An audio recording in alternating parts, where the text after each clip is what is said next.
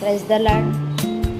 యెహోవా ప్రతి వస్తువును దాని పని నిమిత్తము కలుగచేసెను అని సామెతల గ్రంథం 16వ అధ్యాయంలో రాయబడింది. అంతేకాదు నాశన దినమునకు ఆయన భక్తిహీనులను కలుగచేసానని కూడా అక్కడ రాయబడి ఉంది.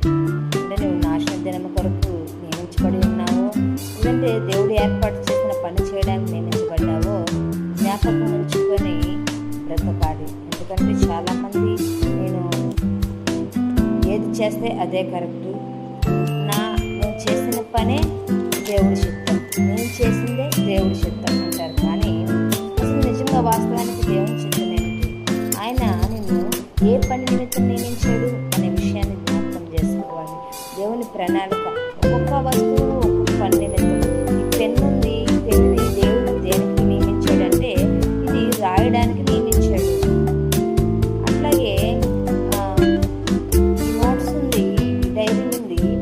డైరీని కూడా దేవుడు దేనికి నియమించాడంటే దీనిలో ఖాళీ పేపర్స్లోని అందరూ కొంతమంది డైలీ వాళ్ళ జీవిత చరిత్ర రాసుకుంటారు, కొంతమంది బైబిల్ చదివి వాటిని బట్టి రాసుకుంటారు దేవుడు మాట్లాడిన మాటలు, కొంతమంది వాక్యాలను రాసుకుంటారు, కొంతమంది ఇంకా ఫోన్ నెంబర్స్ రాసుకుంటారు. ఇట్లాగా వారి వారి ఇష్టానుసారంగా రాసుకుంటారు. ఎందుకంటే ఇది ఎవరిది అంటే కొనుక్కున్న వారిది కాబట్టి నిన్ను నన్ను ఆయన రక్తము కార్చి కొన్నాడు. కాబట్టి మనం ఆయన వారము, ఆయన మనల్ని ఆయన ప్రణాళిక చొప్పున ఆయన పని కొరకు నియమించుకున్నాడు. కాబట్టి ఆయన పని చేయడానికి మనం ఇష్టపడాలి.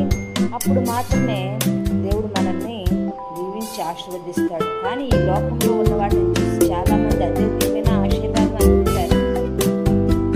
ఈ లోకంలో నీకు ఉద్యోగంలో దీవెన రావాలన్నా, ఈ లోకంలో నేను చేసే పనిలో దీవెన రావాలన్నా దేవుడి ప్రణాళిక నీ పట్ల ఉండాలి. కానీ దేవుడు కొంతమందిని ప్రత్యేకంగా ఆయన పని కొరకు నియమించుకున్నాడు. ఆయన పనిని చేయకుండా లేదంటే ఇష్టానుసారంగా బ్రతికితే అది తుదుకు నాశన దినమునకు ఆయన భక్తిహీనులను కలుగచేశానని రాయబడి ఉంది. కాబట్టి జ్ఞాపకం ఉంచుకొని అడుగు ముందుకు వేద్దాం. Praise the lord.